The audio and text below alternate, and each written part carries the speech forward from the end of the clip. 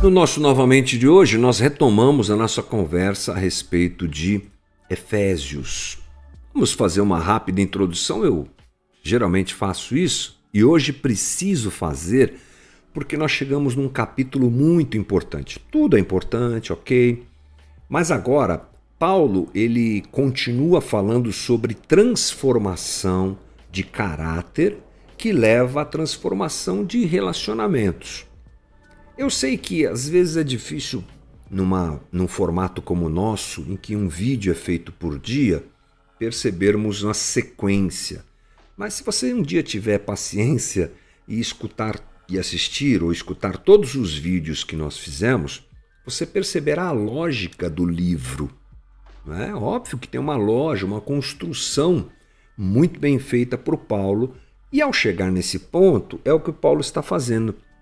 Ele está reforçando que aquele que é redimido por Cristo, isso começa lá no comecinho do texto, naquele plano eterno de Deus, que desemboca nisso aqui, aquele que é redimido em Cristo tem a sua vida transformada, não é mais a mesma pessoa, e as suas relações são transformadas. Ou seja, quando somos redimidos, nós nascemos de novo, somos inseridos na comunidade de Deus, precisamos viver de forma grata àquilo que Jesus fez por nós, e agora Paulo começa a dizer, bem, o indivíduo foi transformado, ele foi inserido na comunidade de Deus, ele agora é uma nova pessoa que se relaciona de forma diferente com a sociedade, mas ele chega num ponto crucial para todos nós, família.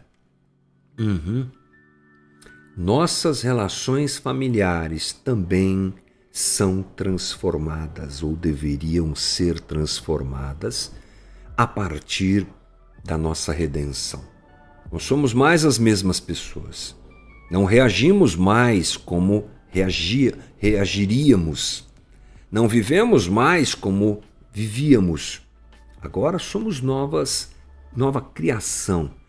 E antes de nós entrarmos no capítulo 5 em si, hoje vou gastar um tempinho com você fazendo uma introdução, observando não o que Paulo escreve, mas o que o texto bíblico escreve a respeito da família, lá, sabe aonde? Em Gênesis. Então, a gente muda a nossa tela e a gente vai junto aqui tentar aprender a partir de Gênesis, criando um cenário, criando uma estrutura de ideias aqui para a gente depois entrar no capítulo 5. Mas é uma rápida conversa, penso eu, muito importante. Então, a gente começa, deixa eu me posicionar aqui, aqui ó, Efésios capítulo 5, a gente vai ler a partir de amanhã, tá bom? O que está acontecendo aqui? Cadê? Poxa vida, perdi o texto. Mas eu vou ler para você aqui, Gênesis, capítulo 2, de 18 a 24. Achei, está na sua tela aí, ó. Vamos lá? Então o Senhor Deus declarou, não é bom que o homem esteja só. Farei para ele alguém que o auxilie e lhe corresponda. Assim o homem deu nomes a todos os rebanhos domésticos, às aves do céu e a todos os animais selvagens. Todavia não se encontrou para o homem alguém que o auxiliasse e lhe correspondesse. Então o Senhor Deus fez o homem cair em profundo sono, e enquanto este dormia, tirou-lhe uma das costelas, fechando o lugar com carne, com a costela que havia tirado do homem. O Senhor Deus fez uma mulher e a trouxe a ele. Então disse o homem, esta sim é osso dos meus ossos e carne da minha carne. Ela será chamada mulher, porque do homem foi tirada. Por essa razão, o homem deixará pai e mãe e se unirá à sua mulher, e eles se tornarão uma só carne. Então, veja só, antes de entrar em Efésios 5, que a gente faz isso amanhã, vamos lá em Gênesis. Vamos no começo de tudo. Vamos pensar, perceber, entender como é que Deus deseja que a família se viva, não é? Como é que deve ser uma família? Então a gente percebe o seguinte, a ordem e a beleza, elas estavam presentes em tudo que Deus fez e faz. Para Deus dizer que tudo estava bom, deve ter sido um bom mesmo, né? Porque você sabe que é isso que acontece. Deus cria, observa e diz, e pensa e percebe e chega à conclusão de que é bom. Era uma beleza ímpar, não é? E é óbvio que isso também se refere à própria criação humana.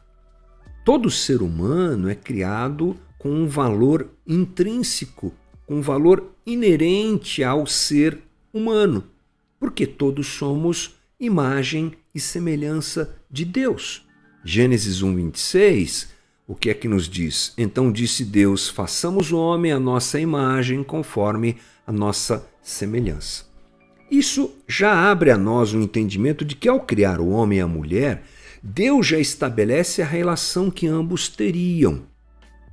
Lembre-se que no texto que nós lemos anteriormente, Deus ele diz que criará aquela que auxiliaria o homem e que suportaria o homem, ou seja, daria a ele socorro. Então, a criação da mulher tem como objetivo evitar a solidão de Adão. E o que nós entendemos aqui, o princípio extraído de tudo isso, é que o homem não é uma ilha isolada, não é uma ilha isolada, é uma redundância, não é uma ilha, não é isolado. O homem precisa de relações. E Deus cria a mulher com essa intenção: trazer ao homem aquela com a qual ele se relacionaria. E ambos são criados segundo aquela perspectiva que nós dissemos agora, com um valor intrínseco. Ninguém é menor que ninguém diante de Deus.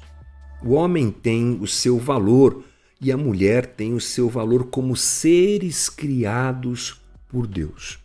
Então a gente já deve abrir nossa conversa entendendo que Deus não cria a mulher para ser usada pelo homem, e nem o homem para ser dono da mulher.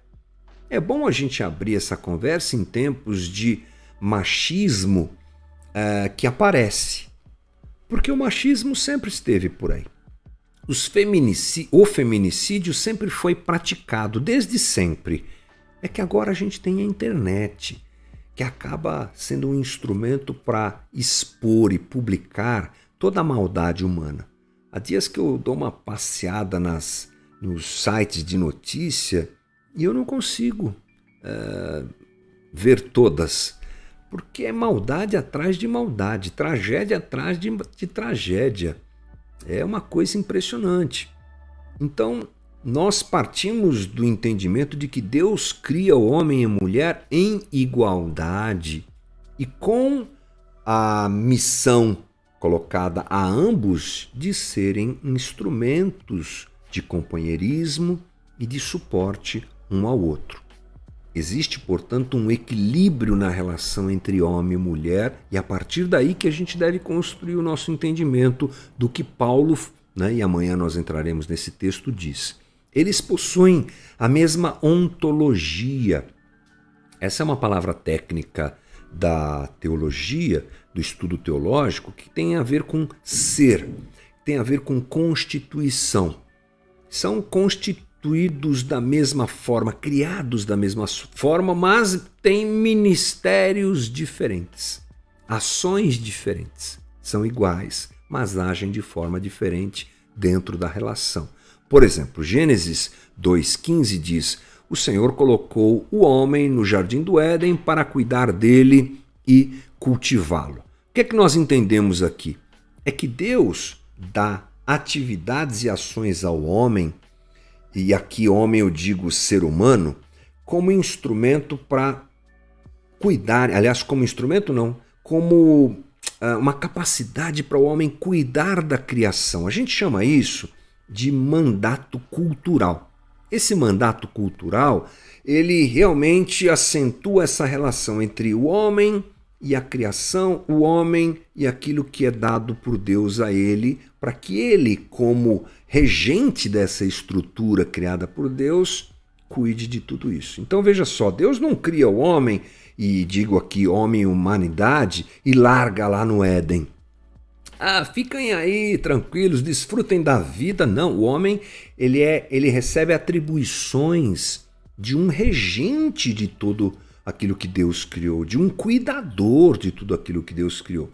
Esse mandato tem esse aspecto, mas tem outro mandato, é um mandato social. Quando Deus diz para o homem crescer e multiplicar e se relacionar com os demais seres humanos que virão dessa relação.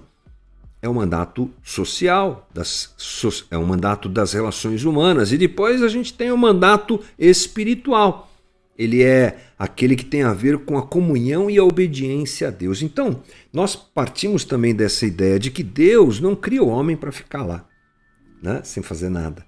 Ele dá atribuições ao homem. Tudo é perfeito, tudo é tranquilo, tudo funciona muito bem. Homem e mulher andam, né, dentro do jardim, conversam com Deus, realizam as suas tarefas, está tudo muito bem, mas aí vem a queda. Gênesis 3,16. A mulher ele declarou, essa é a palavra de Deus logo depois da queda. Multiplicarei grandemente o seu sofrimento na gravidez. Com sofrimento você dará à luz filhos. Seu desejo será para com seu marido e ele a dominará. E ao homem declarou, visto que você deu ouvidos à mulher e comeu do fruto da árvore da qual eu lhe ordenara que não comesse, maldita é a terra por sua causa. Com sofrimento você se alimentará dela todos os dias da sua vida. Ela lhe dará espinhos e ervas daninhas, e você terá que alimentar-se das plantas do campo. Com o suor do teu rosto, você comerá o seu pão, até que volte à terra, visto que dela foi tirado, porque você é pó e ao pó voltará. Bom, o pecado deforma tudo, gente. O pecado arrebenta com tudo. Ele arrebenta com as relações. Né? Ele arrebenta com o relacionamento. E aí, a partir disso, você vê uma determinação divina em que a mulher é dominada pelo marido. Essa palavra de Deus, ela é uma palavra que precisa ser interpretada com cuidado, e a gente vai tomar cuidado nisso e expor melhor isso nos próximos dias, mas você vê que já há uma perturbação naquela harmonia toda. Isso é que nós devemos perceber, que vivemos dentro de um ambiente dominado pelo pecado. E as relações são afetadas por esse ambiente dominado pelo pecado. E o coração humano é comprometido por tudo isso. A palavra divina que nós acabamos de ler só confirma aquilo que já tinha sido feito. Não é uma palavra de maldição de Deus, muito pelo contrário, é uma palavra de cuidado e preservação. Às vezes nós achamos que essa palavra de Deus é uma palavra de condenação, é uma palavra de juízo, mas já estava feito o caos, né? Deus simplesmente coloca diante deles a realidade do que eles já haviam escolhido ao dizerem não para Deus e abraçarem a sua própria vontade.